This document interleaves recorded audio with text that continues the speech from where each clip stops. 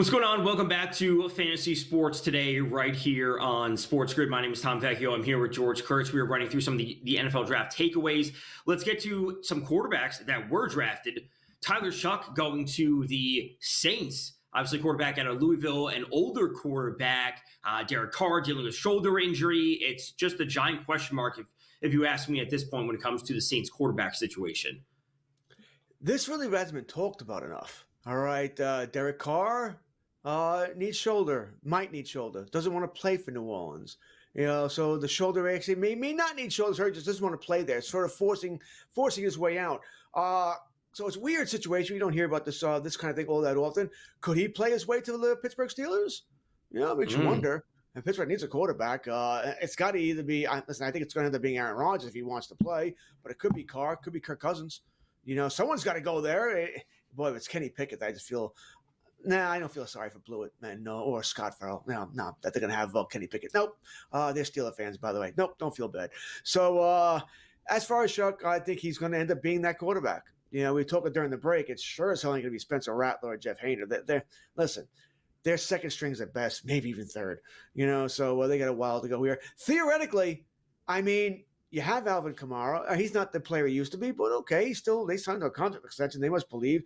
You picked up Olave's fifth-year option. You signed Brandon Cooks. You got Rashid Shaheed. Theoretically, if everything works out well, not a bad spot to be. Jawan Johnson, another average tight end, or maybe slightly below average, but it's not a terrible spot to be, but there's a lot of work to be done here in New Orleans. A lot of work to be done for that team. Promising signs. We just don't know what we're going to be getting from them. Another quarterback drafted, Jalen Milroe out of Alabama, going to the Seattle Seahawks. Obviously, in the offseason, the Seahawks signed Sam Darnold to, I would say, a decently big contract in free agency. Again, this is kind of a wait and see. If you're in a super deep dynasty league, taking a shot on Milroe. Milroe will happen at some point. I just don't know if this is something we need to be jumping to right now. You kind of like this move there for Seattle, right? Because as you just said, he may not play this year. Maybe he doesn't play next year, but he sort of needs to watch, learn, grow, and Seattle can give him time here. Remember, they signed Drew Lock. They still have Sam Howell, though we do expect Howell to be moved or released. What are you going to get, a seventh-round pick for him at best here? I think it'll be one of those trades where, hey, yeah, you give me your seventh and I'll give you a six back, that sort of thing. For Sam Howell. So we'll see how it goes here. They've also got Jaron Hall. They've got a whole bunch of quarterbacks there. But a good landing spot for him. But like I said, if you're taking him in Dynasty, you're willing to wait a year or two to find out what the fruits of your labor are. Absolutely. And a quarterback that was drafted in the third round, Dylan Gabriel out of Oregon, going to the Cleveland Browns. I got to say, this is a spot where he actually could be ready. I'm not going to say ready to compete, ready to start, but Deshaun Watson is terrible. We know that. Why not? Why not commit to a young quarterback with pieces around him? The defense is still good. It's not as good as it once was, but I think there's at least some level of intrigue here. Absolutely, because there's no one else there, right? Deshaun Watson, I don't know if he ever plays another down or for Cleveland. We all heard what the owner said, a month ago when we made a mistake. He did sign Joe Flacco, but he's not keeping anyone decent from starting here. Joe's a very good veteran backup, can help Gabriel learn. And you know what I think about Kenny Pickett, another backup quarterback here. My only question here is, really? Another quarterback over Shedeur Sanders? Really? I can't. What the hell is going on here? I make the joke about the birthday party over and over again, which nobody seems to get, by the way. Did anybody watch the movie Draft Day? My God. But that was my only thing here. Another quarterback over Shedeur Sanders. I'm just dying to know what happened here. What don't we know about Shedeur more than I feel about Gabriel? Third round pick, fine. It's a good spot to land up because you've got a shot. Got a shot, and speaking of Shedeur Sanders, round 4 gets underway later today, and the odds have obviously moved dramatically of where he would be drafted, what team he would be going to. You would think that the Steelers would take him. You would think that the Raiders, when they traded back with the Texans, the Raiders would take him once it got to them and fell a few picks. But no, that is not the case. These are the current odds of which team Shedeur Sanders will go to. Obviously, the Steelers still the favorite. They still need a quarterback. Obviously, there's connection there with the Raiders. There's connection there with the Dallas Cowboys.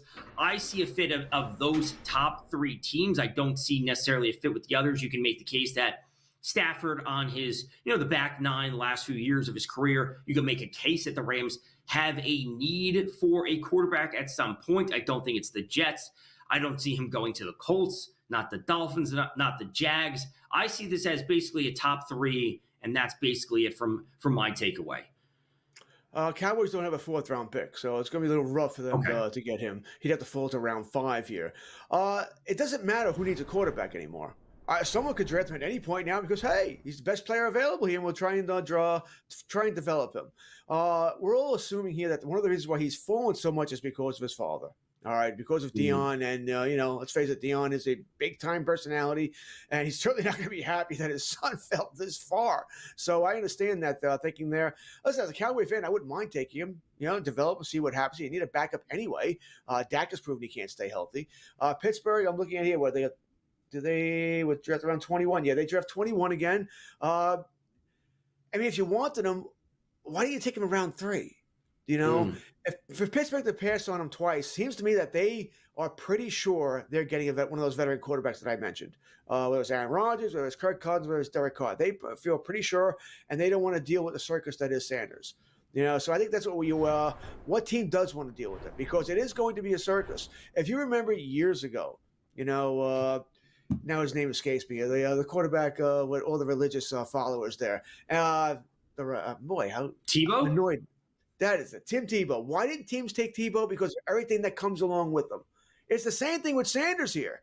You draft Sanders, it's everything that comes along with him for a guy who may not be a surefire starter. Coaches always said we don't like distractions. Sanders is a distraction. He's a big-time distraction. It's what it is. So maybe that's why teams stay away from him. I would be floored, Tom. Floored if he doesn't get drafted today. I mean, absolutely floored. Absolutely. There are odds up on what round he will be drafted, and him not going in the first, not going in the second, not going in the third, obviously is a massive, massive story, just not across just the NFL, but the sports landscape overall. Like you said, there's a lot going on potentially behind the scenes. There are things that we don't know and may never know on why teams are passing on him, but we will have the 4th round starting later today.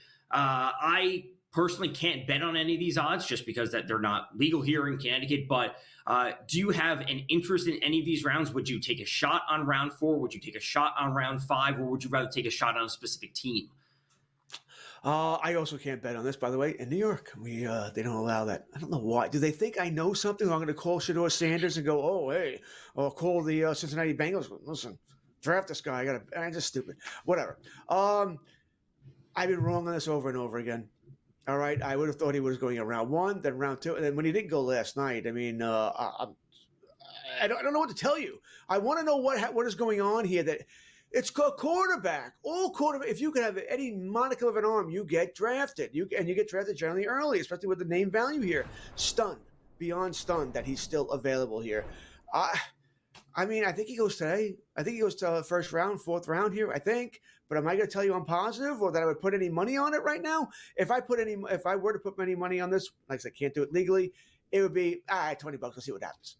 That's sort of thing. I can't tell you with Fisher, oh, no, he's going here. I can't give you any kind of analysis because he shouldn't have fallen this far. He just shouldn't have. It doesn't make any sense to me unless, as you and I are both insinuating, there's something going on here that we don't know about. Right. I think it happens today in round 4. Just again, as you've alluded to, best player available. You may not need a quarterback. You may have filled some other spots. And like, listen, we got a wide receiver, we got a D tackle, we got a corner, whatever team says that. And they go, okay, we're just going to take him because he's available. He's fallen this far. We will take that. We have more to get to, whether it be baseball, whether it be football. Stay tuned right here. Fantasy Sports Today on SportsGrid. We'll be back after this break, breaking down some pitchers for 2 start weeks coming up. Stay tuned.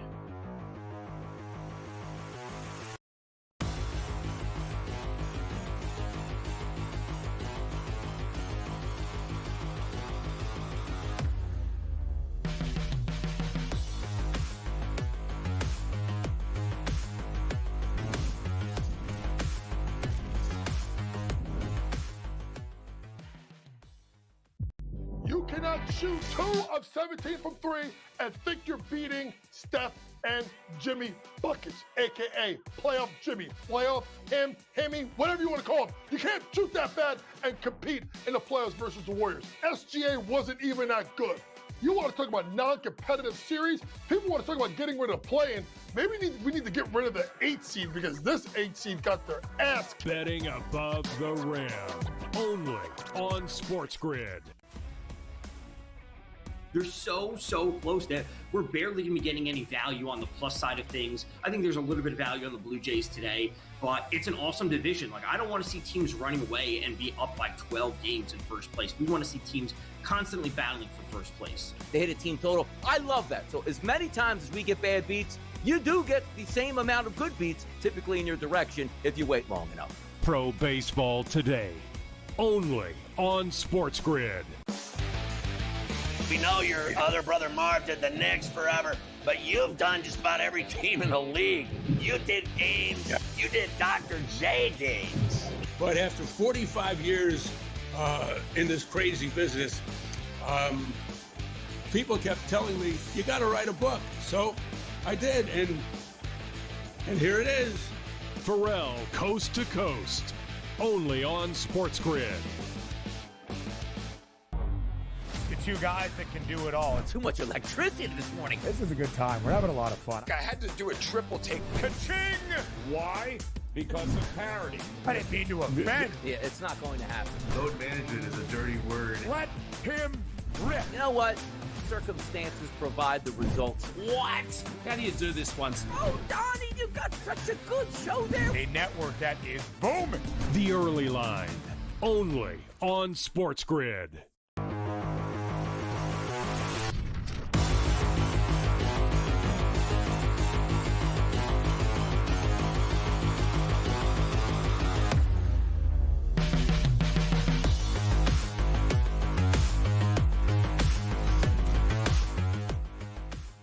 What's going on? Welcome back to Fantasy Sports Today, right here on SportsGrid. My name is Tom Vecchio. I'm here with George Kurtz. We are running through some two-start pitchers for fantasy baseball.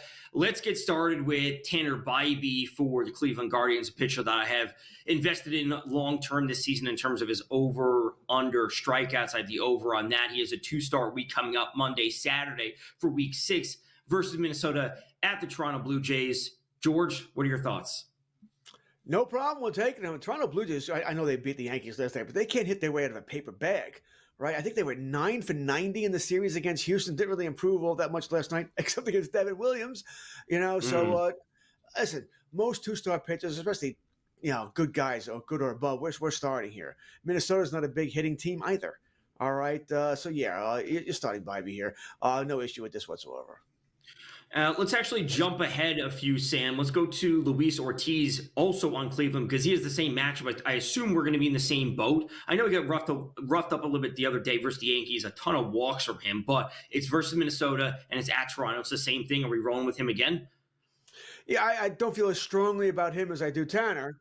All right, so not as strong about him, but once again, two starts. And if they were against better hitting teams, I would probably have a little bit more hesitation. But it is against Minnesota, Toronto. I think Toronto will hit eventually, and it is in Toronto. It's a bandbox. I get that, but they're not hitting. Luis Ortiz is going to at least strike guys out for you. I think as far as a two start, you'll get your counting numbers. I think your ratios are going to be hold serve. That sort of thing. It's not really going to help you, maybe not hurt you either here. So yes, I'm starting him, but I don't feel as great about him as I do about Tanner Bibby. Right. Next up, Reese Olson for the Detroit Tigers. He's coming off a good start the other day versus the Padres. I believe it was 7.1 with 7 strikeouts, if I remember correctly, or 7 innings, whatever it might be. 2 start this week at Houston, at the Angels. I view this as an okay matchup and then a pretty darn good matchup against the Angels, who have fallen back to earth. They strike out far too much, especially versus righties. I think this is a great week for him. Boy, I wish it was in Detroit. Right, a great pitcher's ballpark there. I'm not a big Olsen guy here, and wins can be tough to come by because they don't hit either. All right, they don't have much of an offense there, so it's somewhat concerning. He got up to a hot start this season, which we like to see. Once again, it depends who I'm benching. Who's not starting. I maybe have a strong pitching staff, and I don't want to bench Tyler Glasnow. someone like that. I don't want to bench somebody, maybe not a great starting pitcher, but a good starting pitcher for a two-starter who I like the matchups, yes, but I don't like where he's pitching. So I'll be a little bit more cautious here, but odds are, yeah, I'm starting him as well. Right. I have him on my keeper team, completely opposed to wins. We use QS. I think wins are absolutely terrible. That is a completely different discussion, but I will be, of course, rolling out Reese Olson. Next up, another player that I also happen to have on that same team would be Brady Singer, right-handed pitcher for the Cincinnati Reds. He's going to start next Tuesday versus St. Louis, next Sunday versus Washington. This is, I would say, again, it's pretty good. St. Louis, a team I have no interest in backing. I'm really afraid of their offense. Washington, they're certainly hot at times. They power at the top of their lineup. I think it's a good week for Singer as well. Yeah. I'm still on the QS thing. Quality starts. It just boggles my mind. 6 innings, 3 runs. That's 4.5 ERA. It's not a quality start. I hate it. Just drives me insane. But wins are bad. Yeah, so wins are terrible too. But I hate the what we consider a quality start. All right, 7 innings, 3 runs is 3.86. That's fine. Good. 4.5 ERA. You're not a major league pitcher. Whatever. That's a little rant I like to go on from every now and then. Brady Singer, you're facing St. Louis, team that can hit a little bit. Washington sucks. They can't hit at all. Just kidding, Sam. All right, so yeah, Sam, our man behind me, that's a big Washington Nationals fan, if you didn't know in this show. Listen, I love James Wood, okay? So relax. My only issue is, once again, you're pitching in that bandbox of Cincinnati, the Great American Small Park there, right? Weather's heating up a little bit. Ball's going to travel a little further. That's my only issue with Singer. I think he's a solid major league pitcher. Not special, but a solid major league pitcher. You're facing 2 so-so teams. Not taking that back, Sam. That's the best I'm going to give you for Washington. They're a so-so team. So, yeah. I think I would say this, Tom. If you're not starting him this week, when are you starting him? I mean, that's the bottom line here, so he has to go. Right. Like I said, I have him on the same team that I have Reese Olson. I will be starting him. I basically make a point to start every pitcher. It's a daily league as well, so I'm not worried about weekly stuff, but I will be starting him in all the starts. Next up, another 2-start pitcher, young prospect for the Rockies that they called up a few weeks ago, Chase Dollander, excuse me. I say him, I forget the Dollander. Always forget that. Tuesday versus the Atlanta Braves, Sunday at the San Francisco Giants. He's had a pretty rough up and down where you get the strikeouts going, but he also walks a ton, gives up home runs. I'm not convinced on this week's matchups for him.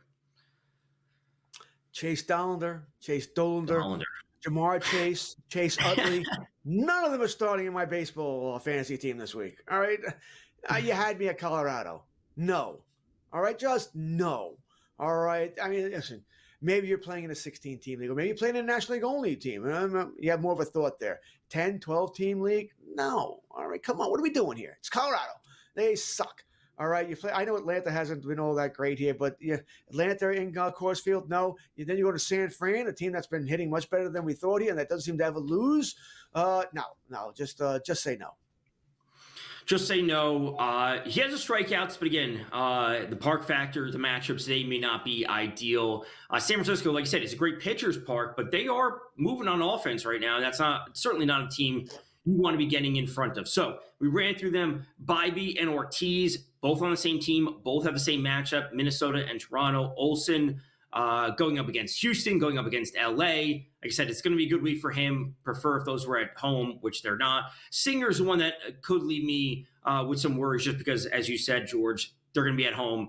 Great American Small Park, and the home runs can come there early and often. So after this, we will get to some streaming options for fantasy baseball. Continue that talk. We will move on to some weekend matchups. We, of course, have Gray Albright here from Razzball a little bit later in the show to break things down from, of course, fantasy baseball perspective. And then before we know it, we will be turning things over at 10 a.m. to Betting Around the Rim with Kevin Walsh and Coach JY, breaking down all of NBA playoff action today and into tomorrow. Stay tuned right here, Fantasy Sports Today on SportsGrid.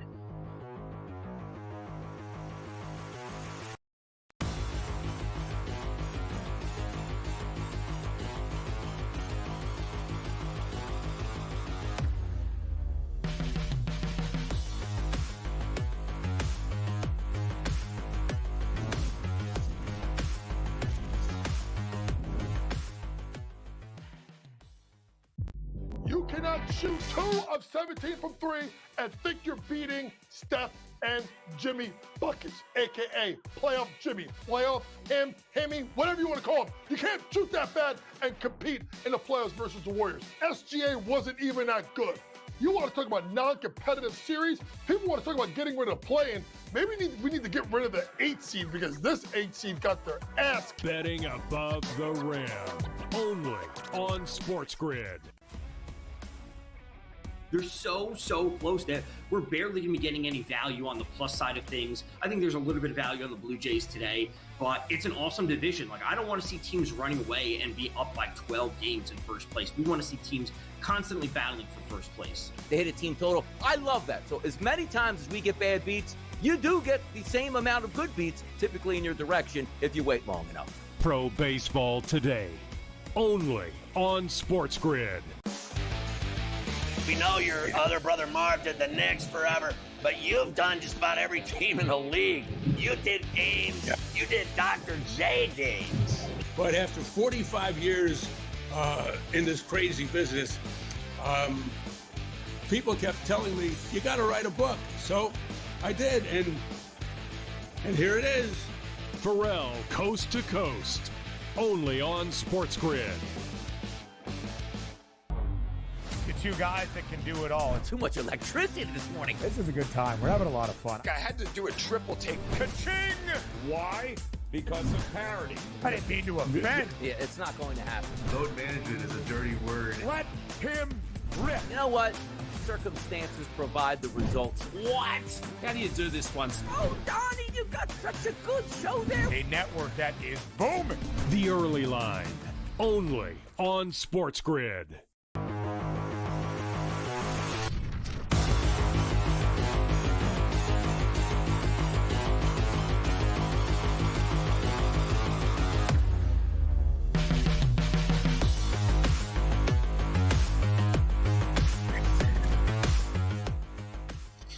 What's going on? Welcome back to Fantasy Sports today, right here on SportsGrid. My name is Tom Vecchio. I'm here with George Kurtz. We are breaking down some MLB fantasy streaming options when it comes to pitchers. Let's get right into it.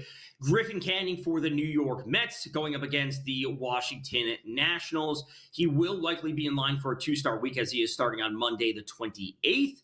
I think this is a fine spot for him to stream. Two matchups. Again, he's a good pitcher. He's never someone that I trusted even when he was with the Angels the past few seasons. I just think he's okay. You need him out there to pick up some innings, grab some strikeouts. It's fine. Yeah, I mentioned during the break, I'm actually taking him in my home league. He's available. I have a dead spot on my roster, so I can take the two-start week here. I don't think he's special either. I don't. But he's got a good matchup against Washington and Trevor Williams, St. Louis and Palanta here. Can't ask for much more. The Mets don't ever seem to lose, except for last night when they blew a save. Yeah, I'm taking him. Why not? He will not be on my roster long, Tom. He's probably a guy who I might release next week, the week after I get my two starts. I might move on from him. But for the two start next week, I'm grabbing him. Right. Next up would be Bryce Elder going for the Atlanta Braves. They will be at Coors Field. Never the ideal spot for basically any pitcher. But the Rockies are terrible. So we have this interesting dynamic where we have a very average pitcher in a horrible pitcher's ballpark, but it's against one of, if not the worst lineup. I think he's an only if you need him kind of guy. I mean, once again, who am I benching on my starting staff to put Elder in? I mean, I have to – what I'm trying to get is I have to seriously look at, okay, I'm benching player X. All right, if I'm starting Elder in Colorado over player X – player X probably shouldn't be on my team. All right. It would have to be because he's hurt. And I don't know if he's going to start. He may not play, that sort of thing. Because this doesn't make any sense to me. Elder is not, a wow guy. He's playing in Colorado. I understand Colorado has no offense. I get it. I can go on a whole rant about the Colorado Rockies, by the way. And they're just a horrible, horrible team. Been mismanaged, misrun, just awful here. So it is what it is here. But I'm going to say no on Elder. I can't imagine a scenario where I want to put him in over somebody else on my team. Right. That's really what it comes down to. You need to look at the rest of your roster if you would be starting him. Next up, we have Tobias Myers, right-hander for the Milwaukee Brewers. And I think you and I are going to be in immediate agreement about this against the Chicago White Sox. It's just yes, yes, yes, and yes. I have nothing to add. He's right. All right, it's the White Sox, okay? The Rockies are the same way. If it was anywhere but in Colorado, of course you start against them. The White Sox are terrible. They're not as terrible as Colorado. They do have some hitters. No. Benintendi's hitting well here. Robert, who's going to get traded eventually, they're praying he could have a big season so they get a big return for him. They have some hitters here. But once again, if you cannot start your guy against Chicago, why is he on your team? Exactly. Next up, we have a young pitcher from the Detroit Tigers, another one of their young pitchers, Jackson Jobe, a rookie, Thursday going up against the Los Angeles Angels. I think this is a great spot. I have interest in Jobe long-term in terms of like a dynasty perspective, if you want to put it that. But the Angels have come crashing back down to earth after a hot start. They are striking out more. The power is not there from them. I think the Angels are a team we do not need to worry about. Will they have some power, some one-offs with, of course, Trout? Taylor Ward's off to a nice start. Logan O'Hoppe got some power, but they also strike out a ton. I think this is great. Agreed. I'm starting Jobe here, who's not going to start this weekend, by the way. They're babying him a little bit. With the rain out yesterday, they allows him to skip his start here. There's nothing wrong with him. He's fine. They're just, once again, watching the innings. What's it going to do with a couple of their pitches, I would think here. But, yes, Jobe is a start for me Thursday against the Angels. Right. This is a pretty straightforward group of streaming options. Canning, potentially 2-start for the Mets. I think that's great. Listen, we talked about Bryce Elder at Colorado. If you're starting him, you got to figure out what's going on with the rest of your roster, who you're benching in favor of that. Tobias Myers going up against the White Sox. Any pitcher going up against the White Sox will generally always be in play. You should always be looking there. And then Jackson Jobe, again, good spot versus the Angels. You should be looking to have interest in him. You should be looking to pick him up. I assume he's widely available in most regular redraft leagues. All right, so we went through we went through 2 starts. We went through streaming. We have more to get to in terms of the rest of the fantasy previews for the series this weekend. We have a number of doubleheaders because there was 2 rainouts yesterday between those Tigers and the Orioles. We had a rainout between the Red Sox and the Guardians, both playing doubleheaders. We will get to all of that as our weekend fantasy preview continues. And of course, later on the show, we'll have Gray Albright from Razzball here, continuing to talk all things fantasy.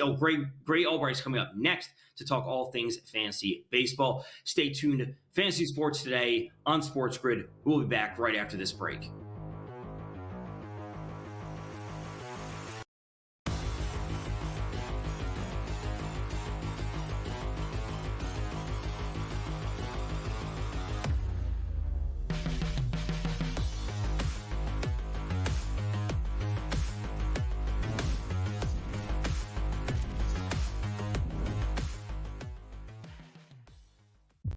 You cannot shoot 2 of 17 from 3 and think you're beating Steph and Jimmy Buckets, a.k.a. Playoff Jimmy, Playoff him, Hemi, whatever you want to call him. You can't shoot that bad and compete in the playoffs versus the Warriors. SGA wasn't even that good. You want to talk about non-competitive series? People want to talk about getting rid of play-in. Maybe we need to get rid of the 8 seed because this 8 seed got their ass kicked. Betting above the rim, only on SportsGrid. They're so close that we're barely going to be getting any value on the plus side of things. I think there's a little bit of value on the Blue Jays today, but it's an awesome division. Like, I don't want to see teams running away and be up by 12 games in first place. We want to see teams constantly battling for first place. They hit a team total. I love that. So as many times as we get bad beats, you do get the same amount of good beats, typically in your direction, if you wait long enough. Pro Baseball Today, only on SportsGrid. We know your other brother Marv did the Knicks forever, but you've done just about every team in the league. You did Ames. Yeah. You did Dr. J Dames. But after 45 years in this crazy business, people kept telling me, you got to write a book. So I did, and here it is. Pharrell, Coast to Coast, only on SportsGrid. 2 guys that can do it all. Too much electricity this morning. This is a good time. We're having a lot of fun. I had to do a triple take. Ka-ching!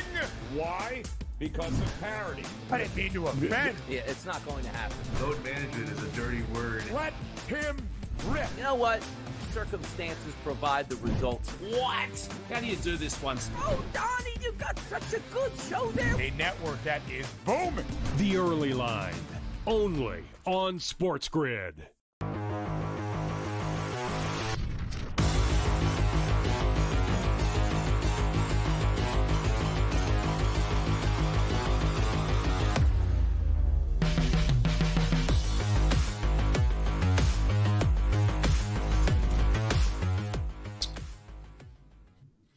What's going on, and welcome back to SportsGrid. Today is Fantasy Sports Today. Myself, Tom Vecchio, alongside George Kurtz. We welcome on Gray Albright from Razzball. We got plenty to get to. Gray, thanks for joining us. I say we hop right into things. And as we touched on earlier in the show, we were talking about some players that were rising, some players that were falling. We discussed Byron Buxton, how many games will he ever play? But let's talk about some of the players that are struggling. We have Rafi Devers, who got off to a slow start, rebounded, and has since been struggling then. Any thoughts on him? Any thoughts on Freddie Freeman dealing with the injuries? Gunnar Henderson and the Orioles lineup just simply not hitting right now. Yeah, no, I know. Gunnar Henderson, I've been starting to call him Grounder Henderson. It's just really, I mean, he's really become Eric Hosmer in the last month. It's not great. It's not, when I'm comparing guys to Eric Hosmer, it's not a good sign. Rafael Devers was one that really kind of worried me, even coming into the season. Like back in February, March, I was saying to avoid Rafael Devers because of his shoulder last year really brought him down. The last second half for Rafael Devers was just miserable. Over 200 at bats. So he was on the field, but he only hit 5 homers and he hit like 240, I believe, last second half. So, any guy you're taking in the top 30 overall, you want to see more than that from like a guy, like the guy's second half, unless there was like an injury that was dealt with. And nothing ever seemed to be dealt with his shoulder. Like his shoulder was bad last year, and then he didn't have surgery. He just came into spring training. He wasn't playing. It was very weird. And it's sort of like the same situation as Freddie Freeman, who you mentioned. He had the ankle. At least he had the surgery, so that was good. So I was a little bit more optimistic on Freeman. But then when you saw him in spring training, he wasn't playing. He had the injury early on in the season with, the reoccurrence of the ankle problem. It's just none of this looks good for any of either of those guys. Gunnar Henderson, I mean, I was joking calling him Grounder Henderson, but I do think he's going to be okay as long as his oblique is okay. Like his oblique was an issue in spring training, and then he went on the IL. So hopefully if he gets past that, basically right now, Gunnar is in his spring training. So hopefully he figures it out and he comes out of it. So I have a little more optimism on Henderson. I have less so on Devers and Freeman because they have injuries and they didn't deal with it. Well, Freeman dealt with it, but he's older. I mean, Freeman's 35, 36 years old. He's no longer a steals threat. He can his BABIP is falling. So he's now at 260, 275, 280 at the most. So say he hits 280, he's going to hit 20 homers, no steals, and 280. That's not a great line from a first baseman. No, not at all. Gray, I'm going to throw some numbers at you here. 260, 241, 269, another 269, 253, 328, 187, 171, 216. That was the average of the Los Angeles Dodgers starting lineup last night. Forget Freeman. What the hell is wrong with the rest of these guys? I know. It's like, well, the Dodgers have become basically like, hopefully we get something from Tommy Edman.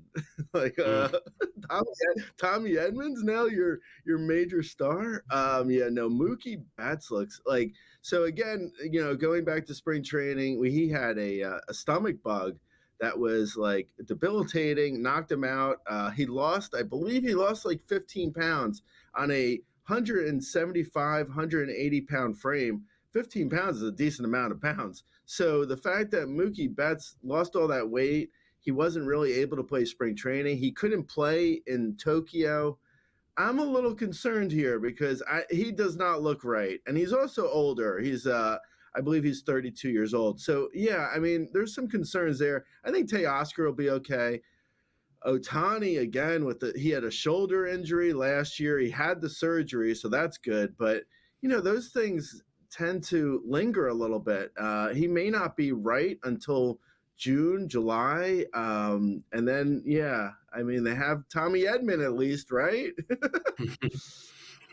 As we bounce around the league, one of the matchups that I'm most interested in this weekend would be Rangers Giants. One, because Jack Leiter is expected back and he's supposed to be pitching on Sunday, but more so on Saturday with Tyler Mahle pitching for the Rangers. He already has more innings under his belt this year than he did the past 2 years. Do you have any thoughts on him? Because he was a player I was very, very hesitant on coming into the season. The walks are a little bit of an issue for him, but he's keeping the ball low. He's got about a 25% strikeout rate. Mm-hmm.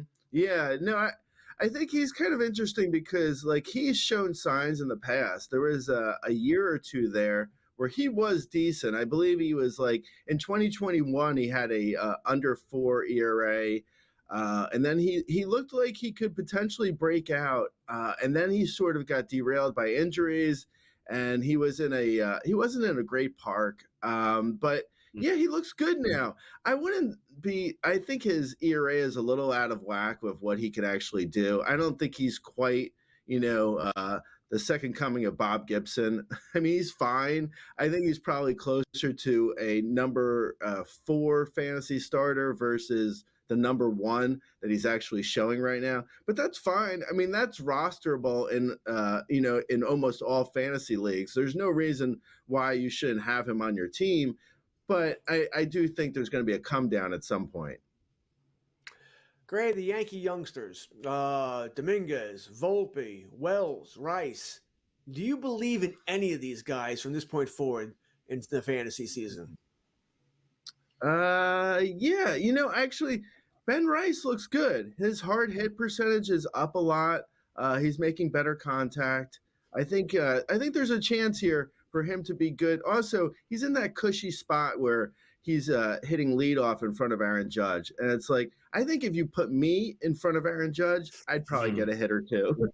So, I mean, I do think Ben Rice is, he has the potential, I think, to keep it up for the better part of the year. I think Volpe is a little bit of a mess right now, with his contact. His contact is way down. His power is fine. He's going to steal bases, but if he's not making contact, there's not much he's going to be able to do. So I think he might be in like a mind frame of like trying to hit homers, which is not a good thing, not a good place to be. And Dominguez is kind of shocking because he was looking at like, like they called him the Martian because he was like out of this world and everyone was like so hyped on him. And he just doesn't look very good. I don't know. He's not making contact. He's not really hitting for power. I'm not sure what's going on with him. But, I mean, right now he's on the bad side of a platoon in New York with, like, Trent Grisham has overtaken him for playing time, which, if Trent Grisham's overtaking you for playing time, that shows you where, the Yankee heads are at with how much, they believe in Dominguez. So I think in most shallower mixed leagues, probably – 15 team and shallower, you have to start looking elsewhere if you have Dominguez. Like in a 12 team, he's probably droppable. In a 15 team, maybe you put him on your bench and see if he comes out of it. But right now, he just doesn't have playing time because no one believes in him anymore. So, yeah, I mean, it's concerning. Now, another team that's under some concerning things as we have just about 60 seconds left, the Phillies struggling right now, but they have Luzardo and Nola on the mound this weekend. You got to assume that they bounce back at least today versus the Cubs. I know the Cubs are awesome, but 5-game losing streak's got to end at some point. Yeah, I think the Phillies are just slumping right now, as teams will do throughout the year. I still believe in the Phillies. I think Nola looks like he doesn't really seem like he's the guy he once was, but Luzardo looks really good. Luzardo's bounced back after last year's down year. I think Luzardo could be an ace. Thanks to Gray Albright from Razzball jumping on with us to talk all things fantasy baseball. Stay tuned to Fantasy Sports Today. Back after this.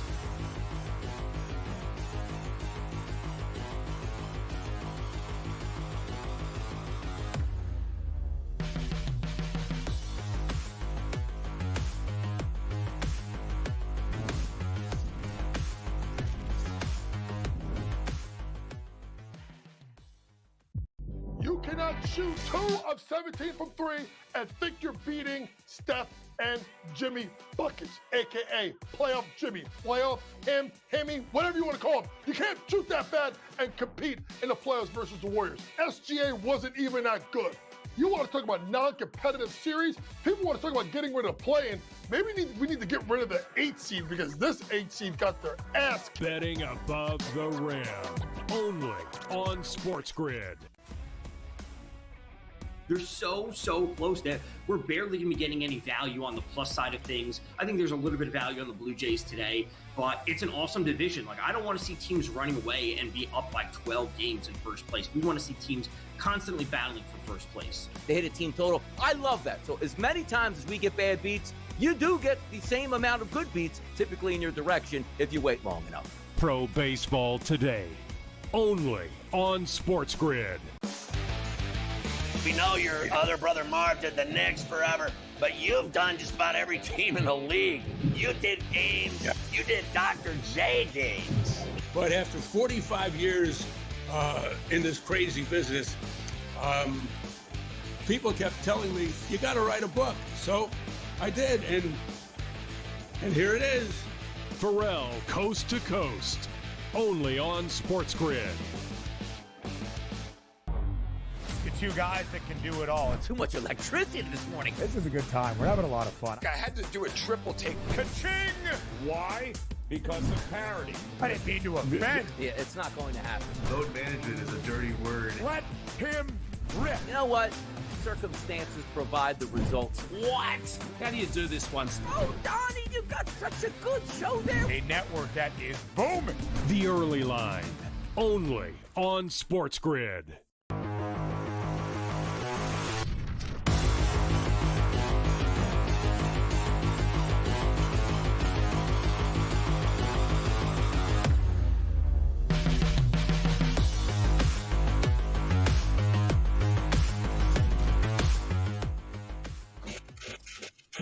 What's going on? Welcome back to Fantasy Sports Today. It is buy or sell. Let's get to it.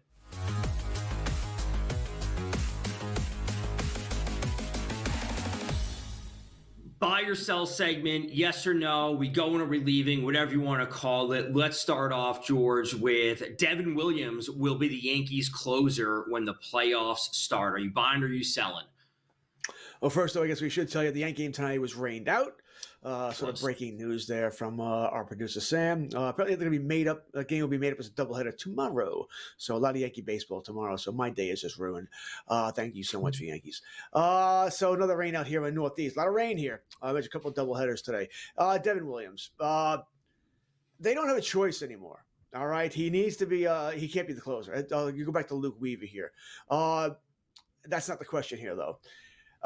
Hey, by the way, we're assuming here the Yankees make the playoffs. So in some ways, the answer here is, hey, sell. The Yankees may not make the playoffs. They're not a great team. They're barely a good team here. And if they have suffered any other injuries to the starting pitching staff, I mean, come on. I know Carrasco pitched last night, and he pitched well, but he's not a major league starter at this point. Stroman coming back, who cares?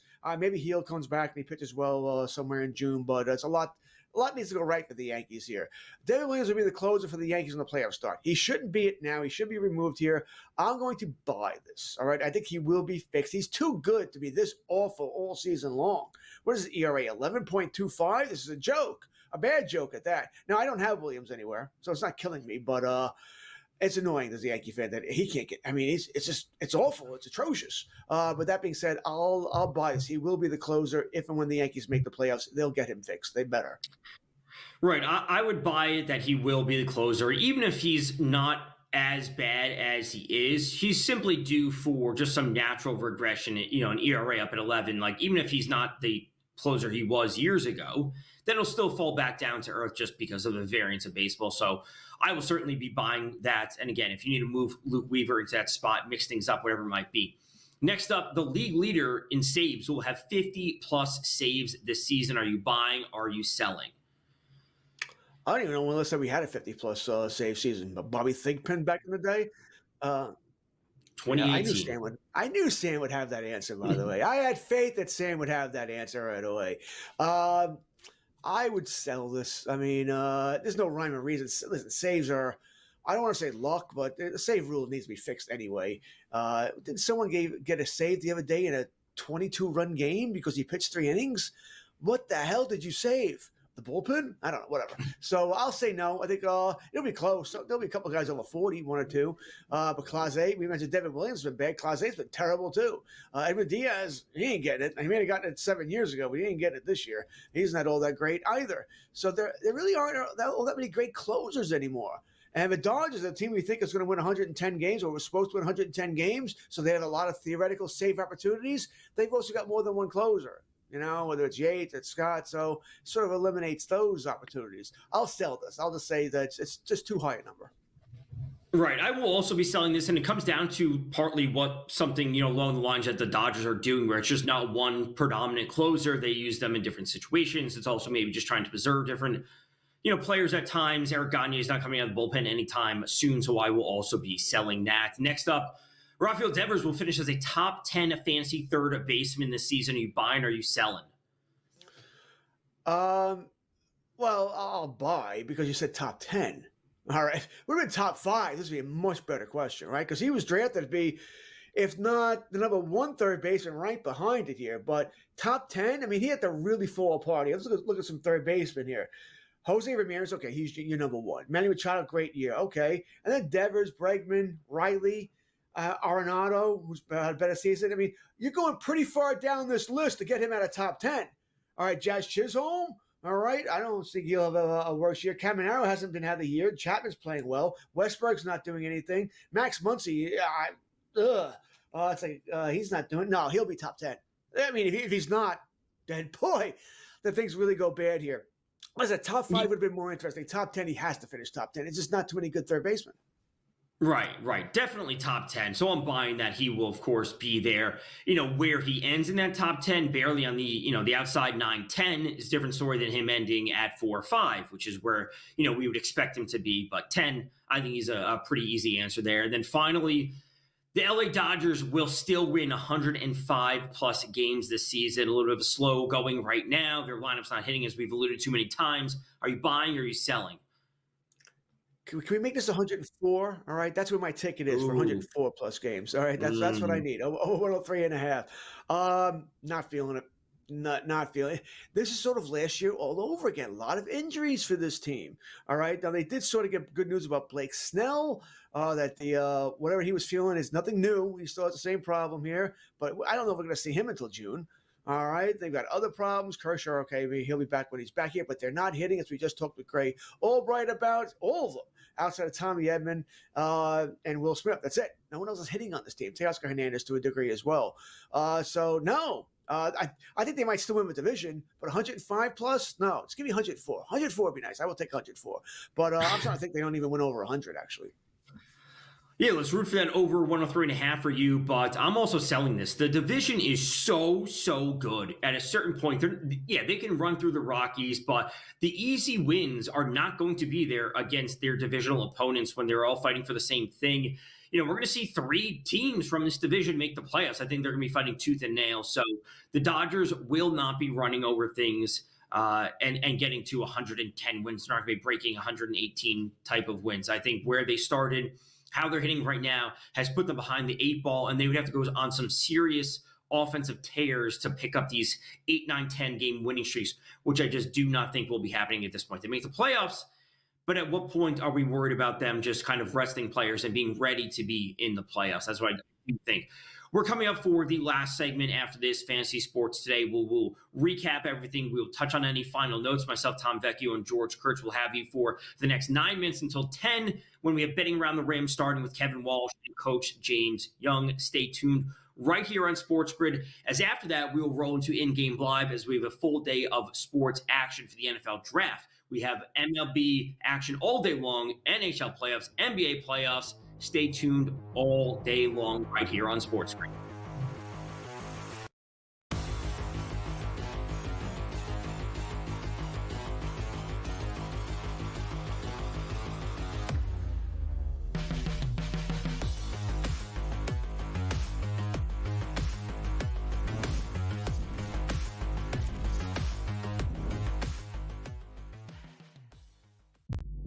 cannot shoot 2 of 17 from 3 and think you're beating Steph and Jimmy Buckets, a.k.a. Playoff Jimmy, Playoff him, Hemmy, whatever you want to call him. You can't shoot that bad and compete in the playoffs versus the Warriors. SGA wasn't even that good.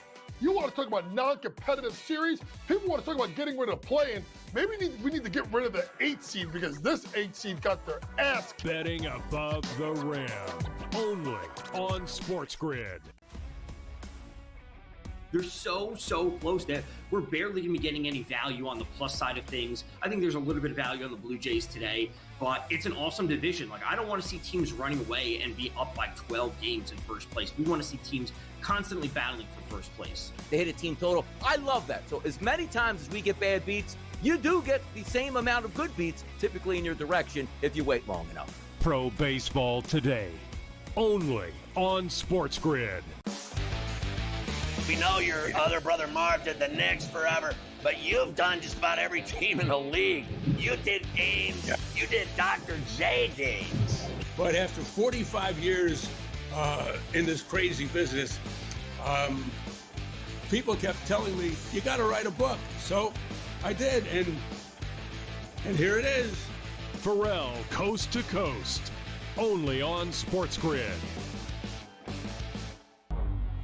Two guys that can do it all. Too much electricity this morning. This is a good time. We're having a lot of fun. I had to do a triple take. Ka-ching! Why? Because of parity. I didn't mean to offend. Yeah, it's not going to happen. Load management is a dirty word. Let him rip. You know what? Circumstances provide the results. What? How do you do this once? Oh, Donnie, you got such a good show there. A network that is booming. The Early Line. Only on SportsGrid.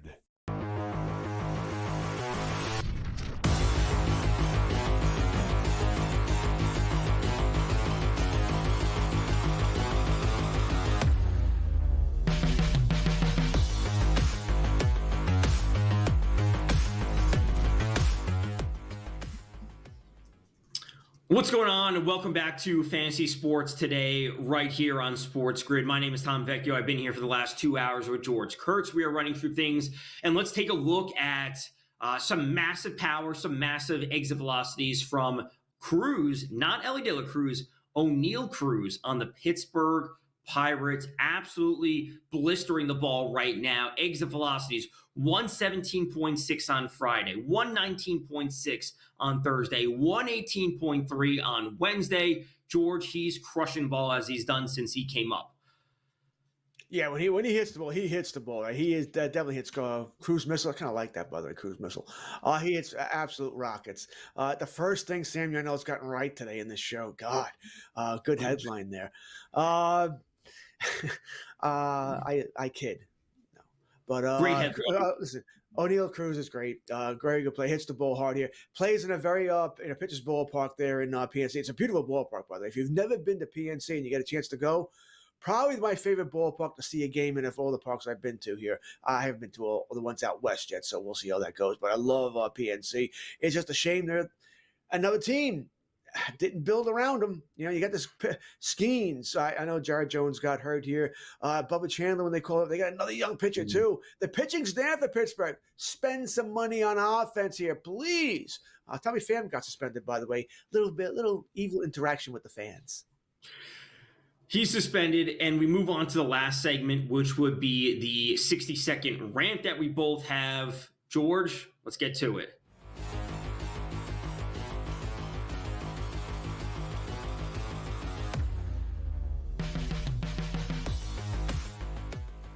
All right. Now, I enjoy the NFL draft like most of us here. Cowboys, I think, it hasn't been sexy.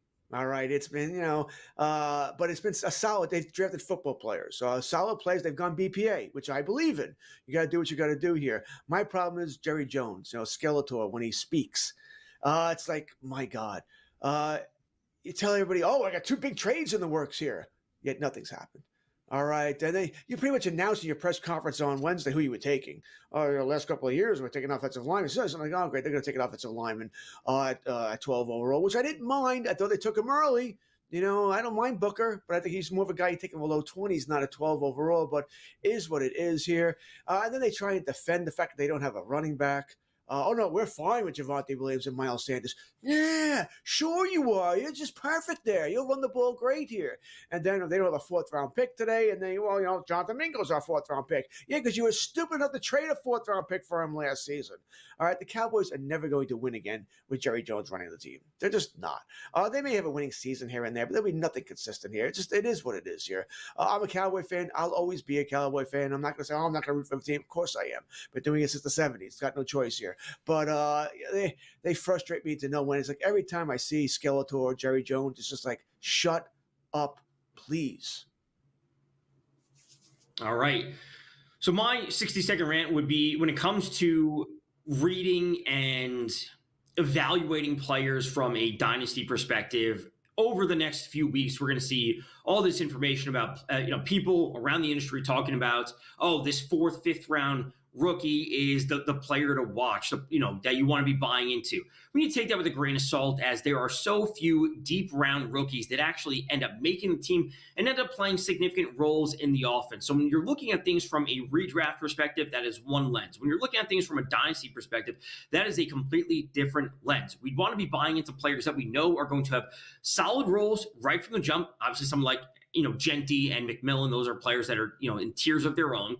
When it comes to the next set of players, you want to be buying into players that have options around them that they can grow into.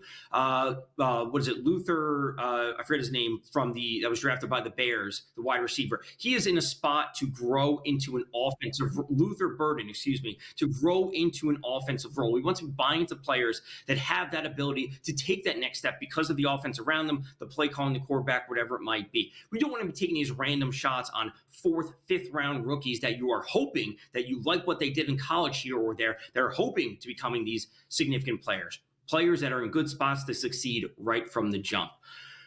That was Fantasy Sports today, right here on SportsGrid. Myself, Tom Vecchio, and George Kurtz. A full slate of action across the sports landscape is taking place today. You can stay tuned right here on SportsGrid for all your needs, betting, fantasy, whatever it might be. The 4th round of the NFL draft, NBA, NHL playoffs, a full slate of MLB action.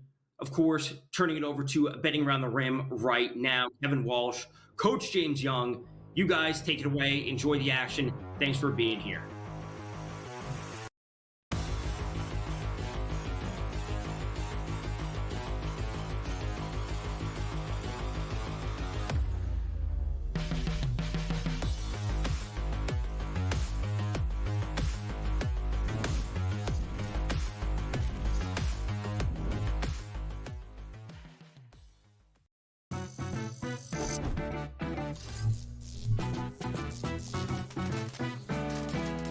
Want to play roulette? Here's a tip. European roulette has a lower house edge than American style. The lower the house edge, the better shot you have at winning. Most online casinos offer European roulette. So, if I were you, I'd get spinning. Now, go get lucky. See you in Las Vegas. Let's get lucky. Okay, what tools can you use to measure those things a bit? And that's where you have like force plates and 3D motion and launch monitors, things like that. But that's all just sort of like measuring what's happening. That doesn't necessarily explain why one guy's really good and another guy's not really good. And that's where there's still kind of like this ongoing, how do you like continue to do research to understand that better? And I think that's going to last well past my lifetime. The Smiley Show, only on SportsGrid. I'm still optimistic eventually this will happen and they'll get it together. I mean, if Florida can get their act together, Sam, with the tribes, I believe that California can too. It would bring a lot of money to the tribe, which is also something they really care about. It's an $8 billion market. Conservatively, it could be even more when it legalizes. The sports books would be sharing revenue with the tribes, essentially doing all their operations and forking over a percentage directly to the tribes. Newswire, only on SportsGrid. King of the featherweight division for the BKFC, that is King Kai Stewart, who is joining us now, still the champion of the featherweights. Though he did get dominated, he was still throwing big shots. He landed a lot bigger shots on Palomino than he did me, and I wasn't really impressed. Palomino's getting older. He is definitely a former GOAT. He has done amazing things in this sport, but it's just my time. Only on